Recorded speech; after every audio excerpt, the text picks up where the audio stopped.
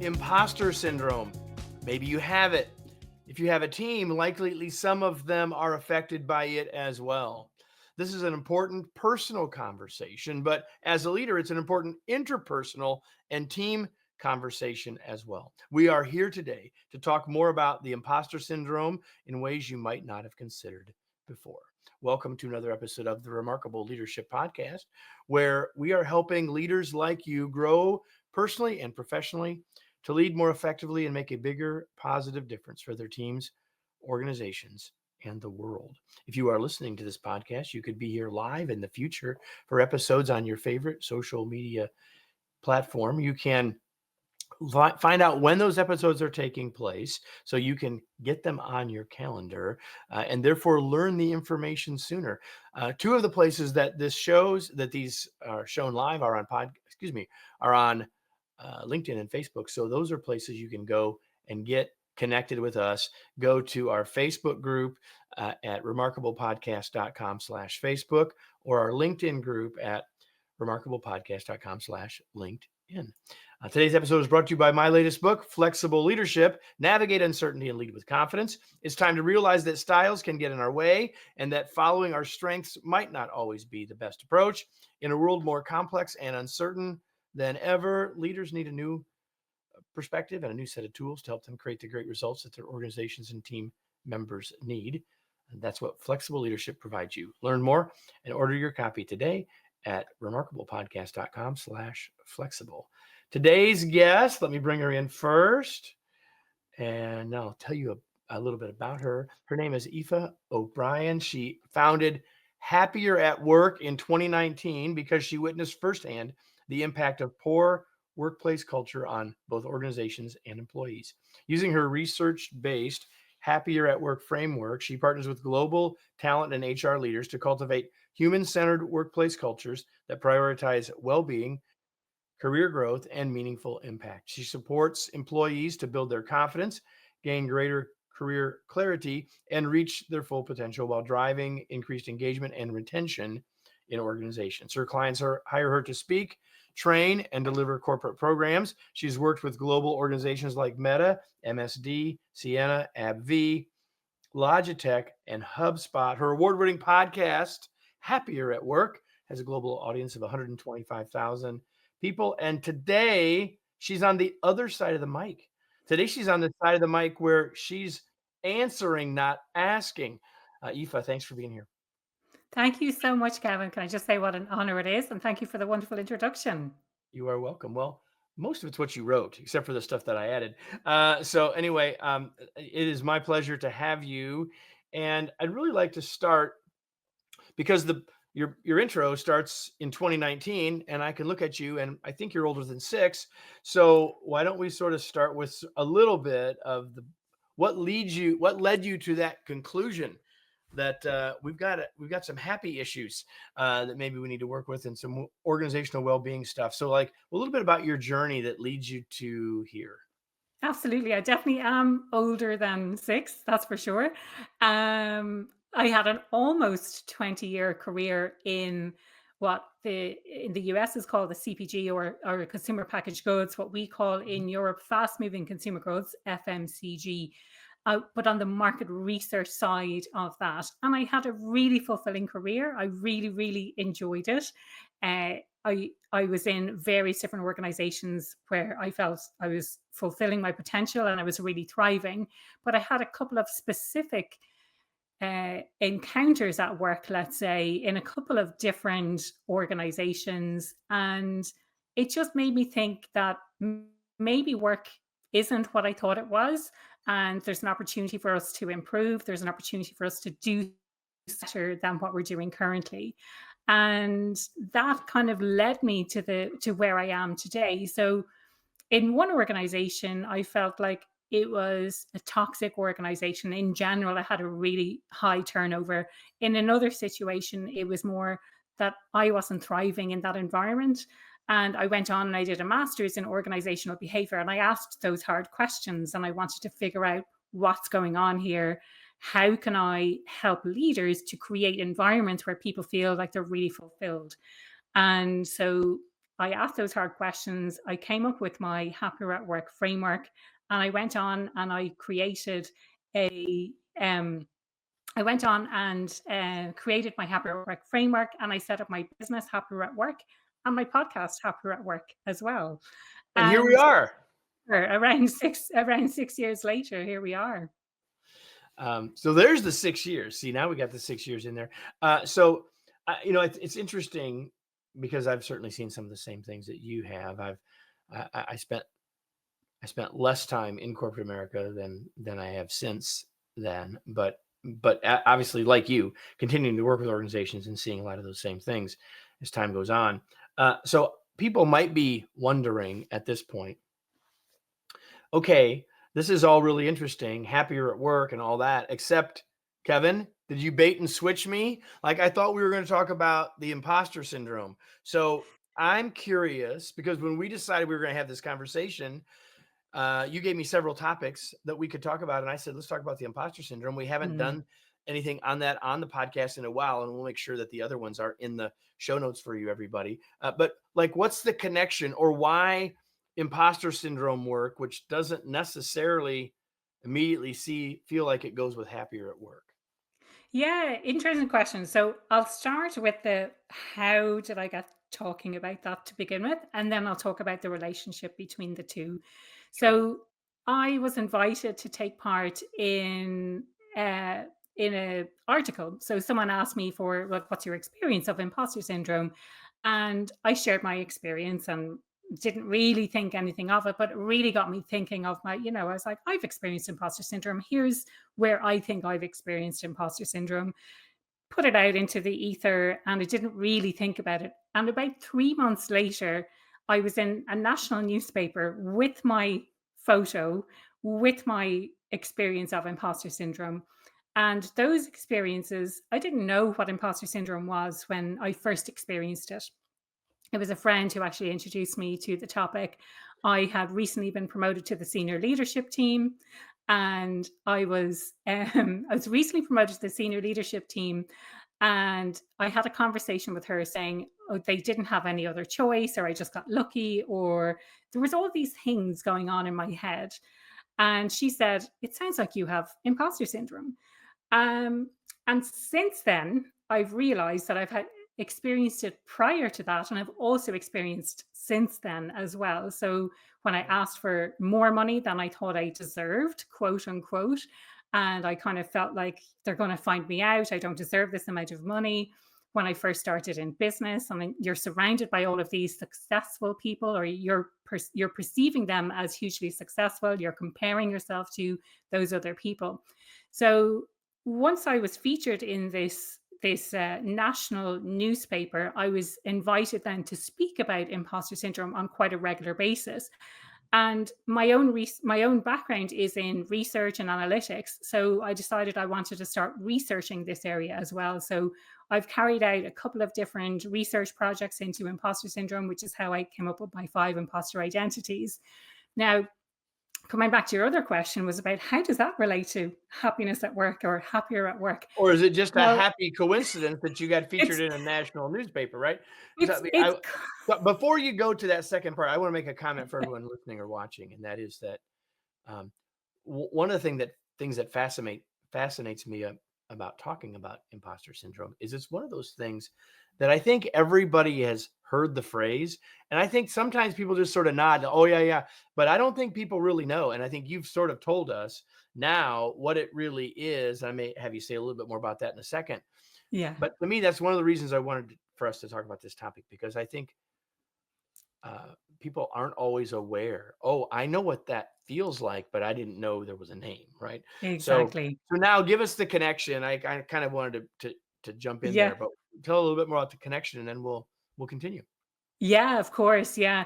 So for me, I kind of struggle ongoing of how does this relate to the bigger picture of happier at work, and how do I kind of place it, and where does it go? It's something that I struggle with still, with like, how does this fit all together? But actually, when I think I think I struggle with it because it's such a big part of my business, but actually, it's a small part of happier at work in general. So if I think about my pillars specifically, there's one pillar around need satisfaction at work and how do we make sure that people's needs are satisfied. One of those needs is a need for competence or feeling capable of doing your job. And actually, if we don't feel capable of doing our job, we feel like total imposters. It Exactly. is that feeling of, I'm going to be found out as a fraud. Someone's going to tap me on the shoulder, knock on the door, say this was all a terrible mistake. This is the You were source not of my right. You were nightmares. not The exactly. source of my You were not nightmares now that supposed I to no be. longer am talking I'm dreaming about missing the final exam, which it seems like everyone has had that one. This I'm is it. having the Yeah, exam. I never went to class all semester. So we just replaced it with a different one, right? So exactly. what you've hinted at it now, of course, Aoife, but how would you define this term of imposter syndrome before we dive in? Yeah. So for me, there's kind of three separate areas to it. It's beyond just self doubt. I think sometimes people confuse it with self doubt, and you're so right. Like once I started speaking openly about it, so many people said to me, I've felt like that for a long time. I didn't know it was just me, and I didn't know there was a name for it. I didn't know it was a thing. So for me, there's the three areas. There's the I feel like a fraud and I'm going to get found out. Like that's area number one. Then there's the I just got lucky.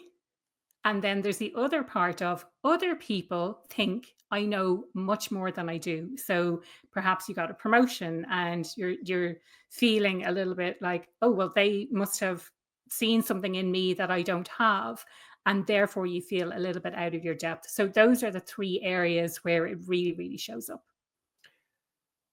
So I said in the open before I brought you in that I wanted us to think about this as a personal thing, like how or when has this impacted me?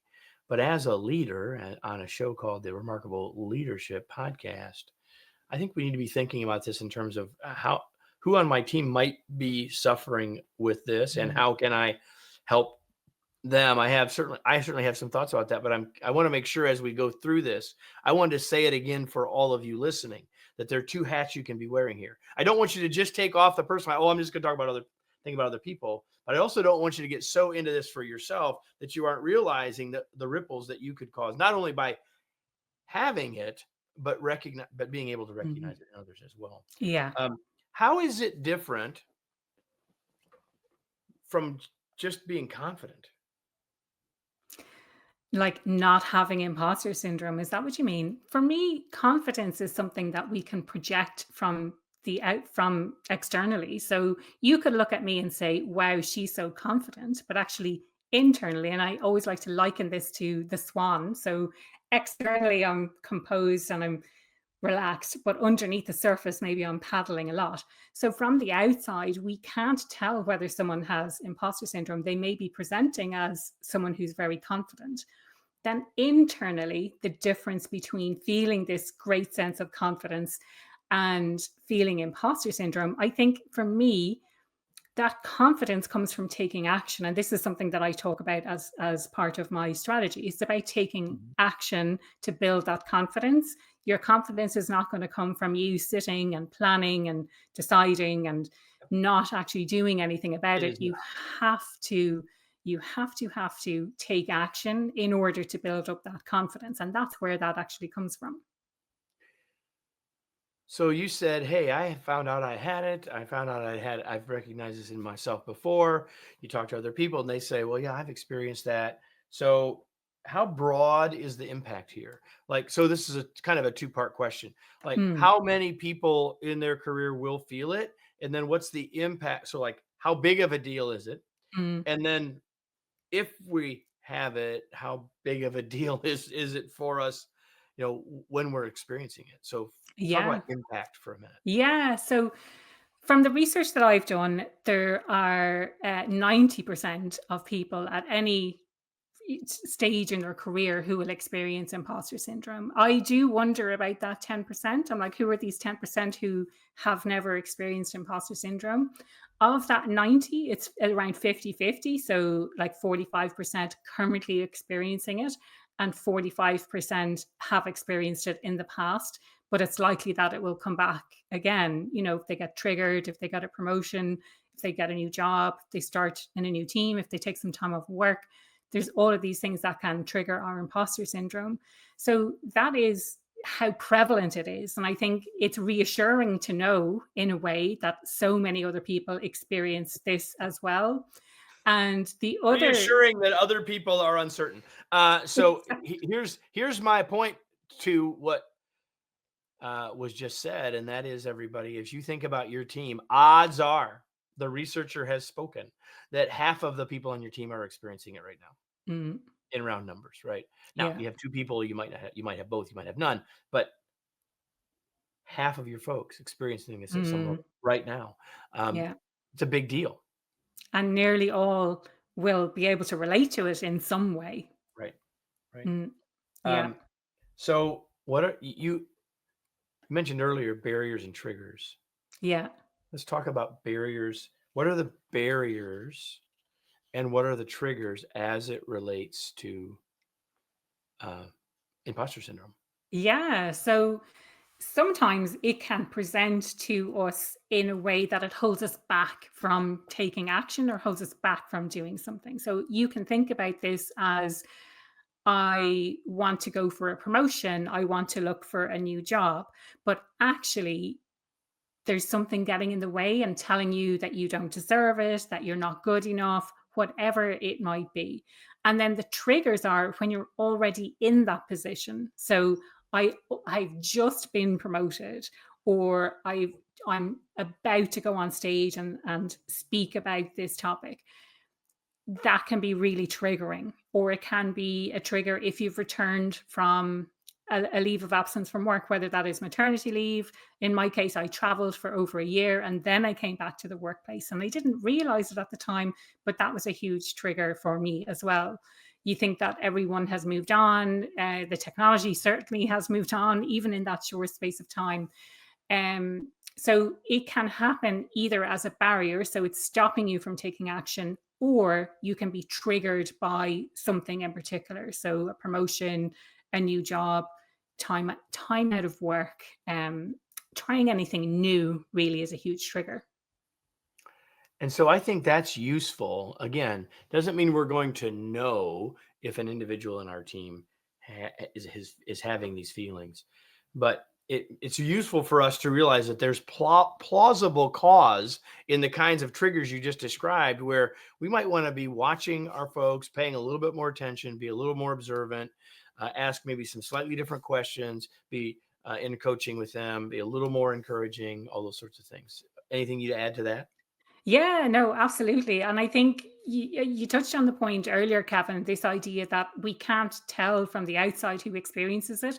And we need to also address not just ourselves and our own behaviors, especially if we're experiencing imposter syndrome and the impact that that may have on the team. But we also need to be watching out for our team.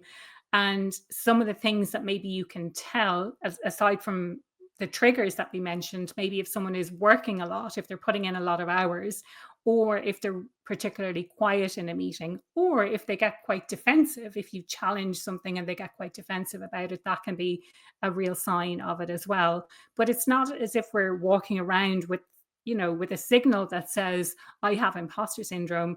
And even if you're asked about it, it's probably not something you want to admit to either. So there are some ways that we can deal with that by giving proactive, positive feedback to reassure people that they're in the right role, that they're doing the right thing, that they were selected for a reason, They're doing good providing that work and yeah, they're all that stuff. doing good work. Yes. Yeah. Awesome. So Claire sent a comment in, and she says, I am remarkable training as a part of my role at Amazon. And so often I hear that I was just doing my job. People downplay their skills and achievements. That's a clue. That's not the imposter syndrome isn't the only reason you might hear that, but it's certainly a clue. Would you agree? Yeah.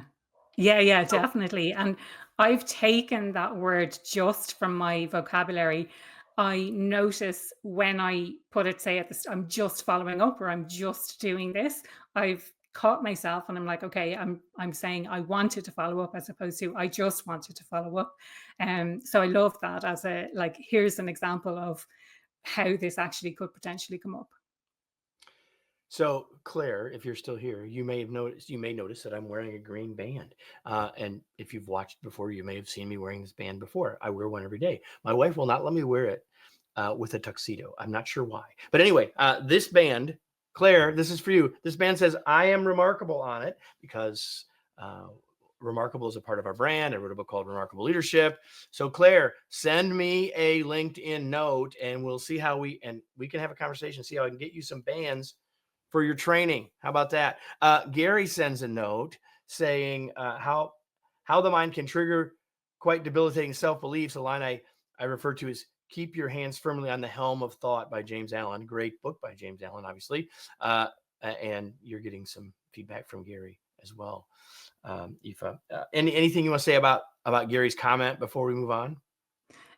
I haven't heard that, but I'm definitely gonna check that out, look into it. It's a There you really go. interesting quote. Thank you. Thanks, Harry.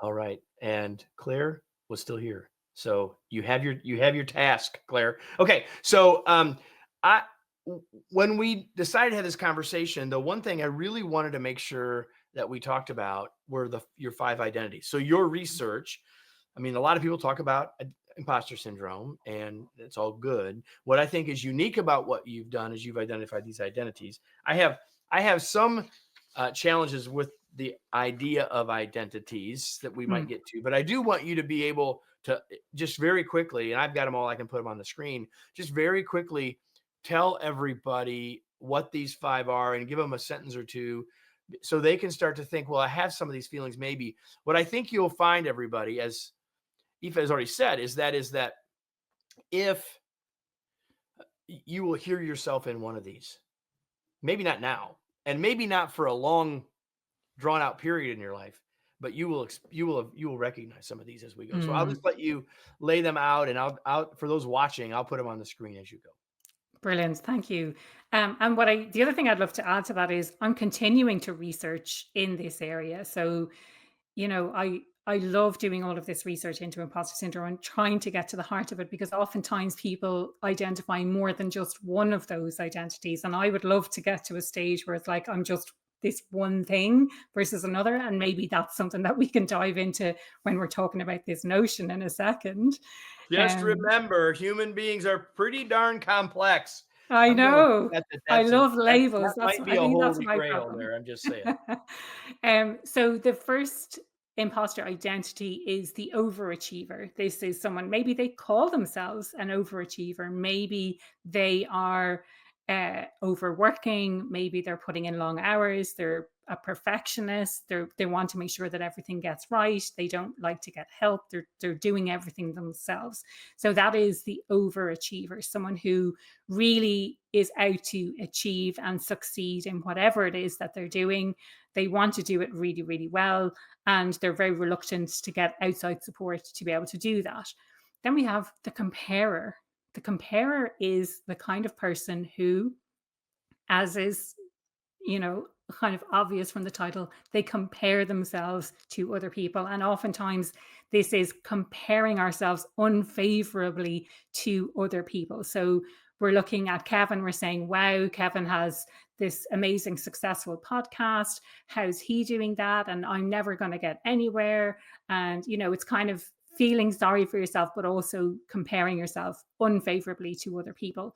But you're also comparing yourself to what you see on the outside as opposed to what you see on the inside.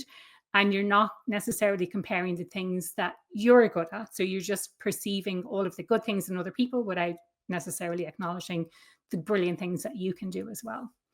Then we have the people I pleaser. want to stop you for Yes. because I think that comparing ourselves is natural as humans. I think Mm, it's really important that you all hear what we're saying here, and that is that not just that you compared, but then you use that to create self-doubt for yourself. So like yes. the fact that you might compare, like I don't think there's a human that doesn't. The question then is, first of all, it's a really good point of I'm comparing what I see on the outside, which might not be what's inside. And I'll bet all of us have met someone and gotten to know someone better and like, yeah, pay no attention to what's actually behind the curtain because what's back there, man, there's a little more mess. It's a little messier back there than it looks on the surface. And so Yes. I think that's useful. And I just wanted to stop there because again, all of us are going to see a little bit of ourselves in these things. The fact that you compare doesn't necessarily mean you have imposter syndrome. Mm. However, it absolutely can be one of the ways that you do have imposter syndrome. Yeah. Yes. Yes, that's exactly it. Brilliant way to Num- articulate it.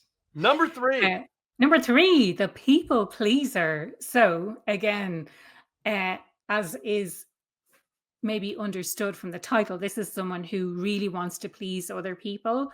And this person puts their needs last. So they want to make sure that everyone else is happy. This is the kind of person, maybe you have poor boundaries or no boundaries, or maybe you don't even know what boundaries are. That was definitely me before I learned that word. So you want to make sure that everyone else is happy. You're saying yes when actually you really want to say no, or maybe you don't even realize that you want to say no, but you're saying yes when you should be saying no because you've taken on so much already. You just want to make sure that everyone else is happy at the expense of yourself, your health, your work quality, all of those kinds of things. So that is the people pleaser. Then we This have one, number this is 4. especially, this one's especially important for leaders, and I'll tell you why. Well, all of them can be. Here's my take on this one, everybody. If you have that people pleasing thing, and it's because I'm trying to overcompensate in a way so people can't find out what I'm thinking behind there. The challenge with that is that as a leader, if it leads you to burnout, it's important to realize that you can't give what you don't have. So Mm, if one of these is taking you to a place, the same thing can be said about the overachiever, that if it's driving you to work harder, work longer, not say no, at some point your mental fitness is going to falter, and at yeah. that point you can't serve people the way you're trying to serve them. Like, Mm, you stop yourself from even having that opportunity. And I think it's yes. really important. And I think that happened a lot Yeah. for leaders Such a during good COVID. such a good point, and I think building on that, someone challenged me a few years ago and said, "Why does it have to be suffering from imposter syndrome? Why can't it just be experiencing imposter syndrome?" And I said, "Well, that's a really good question, but oftentimes when we have imposter syndrome, we are suffering." And so back to your point, if you're saying yes when you should be saying no, if you're taking on more than you should, if you're overworking to the point of burnout, then that's suffering. That's going to cause a big issue. So I think it's important, I think, to highlight that it doesn't have to be suffering, but oftentimes it is when we take on more than we can actually handle. Um, so number 4 then is the procrastinator. This is the kind of person who puts off tasks, puts off decisions. Maybe they leave things till the very last minute. Maybe when they have left something till the last minute and it all goes horribly wrong, they blame the fact that they're an imposter. But if things go incredibly well for them, even though they've left things till the last minute, they'll put it down to luck. I was just lucky. It's not down to their talent or their skill at all. So this can be positive in some ways because it's the kind of people who can work under pressure, but it can be negative as well if things are not getting done, if things are slipping, but also if you're procrastinating on making decisions or just not making decisions at all, then that can cause issues as well. And then the last one is the success fear. And the success fear, it's kind of you might think, but who would be afraid of success? Isn't success the thing that we all are aspiring to? Isn't that what we want? But the success fear can look at success as that's going to be additional work for me. I don't want to take on that additional work. It's going to mean there are more eyes on me, and people will realize that I have no idea what I'm doing. Therefore, I don't want to progress to the next level because people will find out that I'm a total fraud. There's all of these things going on in our head, all of these reasons not to be successful. And I use the term success loosely because I know people have different definitions of success as well. But typically, if you're trying to get to the next level or make any sort of move, we get in our own heads and say, these are all the reasons that we can't necessarily do it. And oh, by the way, if you know, I fear failure, but if I fear success, I'm fearing success because if that happens, then there's going to be change. And maybe I Yeah. don't really want, I'm like, at least I may not love where I'm at, but at least I know what it is, right? Exactly. Better the Uh, devil you know, isn't that what they exactly. say? Exactly right. So our time has gone quickly, which doesn't surprise me at all. I do want to have you talk a little bit about your very, I will say, at least simple to remember framework for overcoming it. It's Yeah. ABCDE. And so we could have spent our entire time on these 5 points, but I really want to give everyone a common understanding, and we'll let everybody know how you can get connected with you to learn more. But take a second and just tell us the ABCDE. Like, okay, I got it. I'm experiencing this, or Yeah. I have someone that I know that I know is experiencing. We've had this conversation. How do I help them get over it? You've got 5 steps. So Hmm. they start with A, B, C, D, and E. So why don't you give it to us Yeah, real and quick? I deliberately made it so easy to remember. And when I first Shocking started that you did this on speaking about purpose. it, it was ABC. I've subsequently added the D and E as kind of bonuses, let's say. But A is all about acknowledging it. And very, rightly, as you say, we acknowledge that it is imposter syndrome. We can acknowledge it by saying thank you for trying to protect me, because that's essentially what it's trying to do. We can acknowledge it by saying we have a choice as to whether we act on the information that we have. So, if the imposter is saying you don't deserve this, or you don't put yourself forward for that, it's trying to protect you and keep you safe. You can choose to act differently. So acknowledge it, say thank you, but actually I choose to do something different. B then is all about building up our belief in ourselves. So it's all about how do we find that sense of belief? And some people find this relatively easy. I think a really great tip is if you collect feedback and store it somewhere that you can refer back to it. I know certainly, once a year when I'm going through awards processes and I have to compile all of the feedback, then it's really great to have that to hand and to read it, and you feel really good about yourself, and it helps you to elevate your belief. Now, other ways that you can do that using coaching techniques, which I'm sure, Kevin, you're familiar with, will be writing down, well, what have you achieved in your life, and what skills are required to achieve what you've achieved. Like, those are great ways to help build up your belief. Another fantastic way is to surround yourself with people who believe in you as well, and ask those hard questions. Why was I chosen for this role? What do you think I do that other people can't do? Like, all of these things, it's really important to help us to build up our belief. And then C is about courageous action. And the reason I talk about courageous action rather than just action is because it requires courage to take action when you don't necessarily feel confident. But by taking action, by taking those small steps, it allows us to build up our confidence. So pick one thing. Are you afraid to speak up in a meeting, for example, and share what's going on for you? Pick one small thing. What is that one thing? Is it the actual act of speaking up? Is it having a conversation with someone prior to that meeting to say, I would like to speak up? Is it seeking out the agenda in advance so that you can prepare some notes? Like, what is that one thing that you need to do? And then keep taking those small actions to build up the momentum and build up your confidence, because through those small wins, you're going to start feeling much more confident. So I Which would leads us to encourage. D and E, which are a connection to that, right? So Exactly. Yeah. D So is he is do it anyway. So if you're not feeling confident, do it anyway. If you're feeling insecure, if you're feeling nervous, all of the, what insert the excuse here, do it anyway. And then E is for every day, because this is not something that, it's not just something that happens once and then it goes away. It's something that we have to be able to manage every day.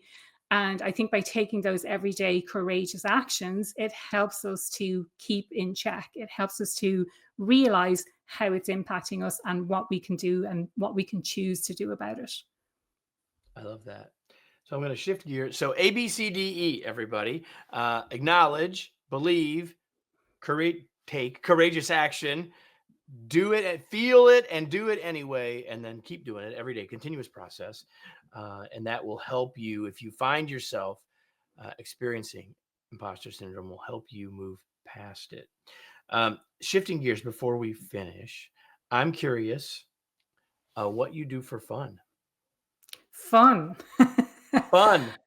That could be Lots. that could be F in your Yes, formula. A, B, ABCDF, C, D, fun, F. fun. Make sure to have fun every day. Um, I love baking. That is probably pretty high up there on what I do for fun. I love traveling as well. So I'm in Tenerife in the Canary Islands at the moment. I do like traveling for fun and for work occasionally, but I prefer traveling for fun, I think. So they're the two big things. And So here's slightly how it looks to me. related. Here's how it Yes. looks to me. You could travel to Indianapolis and bring baked goods, and then that would make Kevin happy. You could do both. See, Yes. you could do both of those things.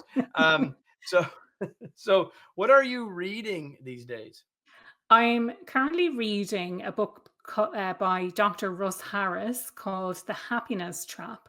And it's about acceptance and commitment therapy. And it's about all of the traps that we as humans fall into when we're living our lives. So, the thinking traps and anxiety, all of these kinds of things. So it's actually really interesting.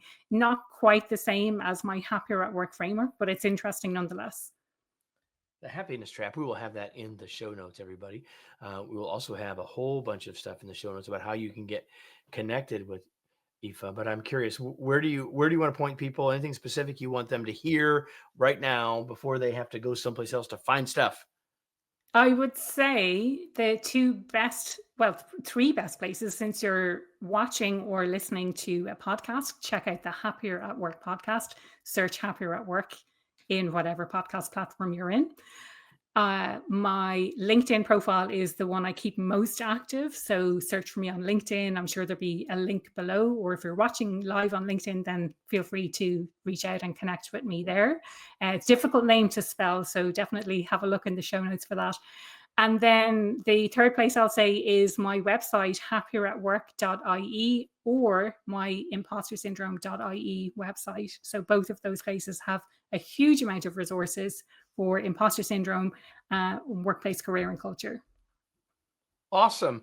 Again, all of those will be in the show notes. Just if you can just type happier at work in your browser, you will likely find her sooner than later. Happieratwork.ie. Great place to start. Okay. So so thank you for being here. Like Thank you.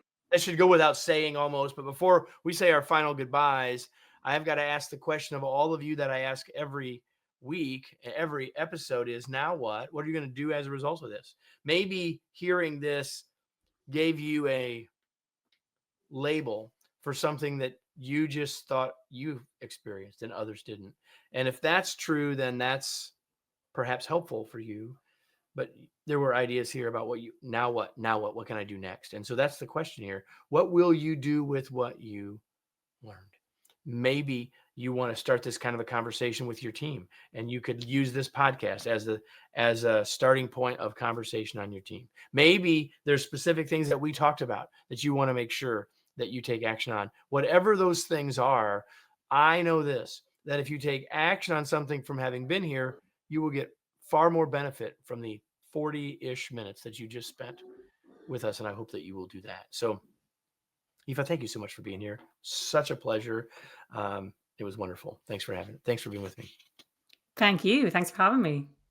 And everybody, if you like this, you better come back next week, because every week, actually, if you're listening to this on the podcast during July, we're doing more than one a week. But regardless, over time, every week there's a new episode of the Remarkable Leadership Podcast. Make sure you come back, subscribe wherever it is that you are listening or watching this, and make sure you invite someone else to join you to listen as well. If you do those things, you will have a remarkable day. Thanks so much. Talk to you all soon.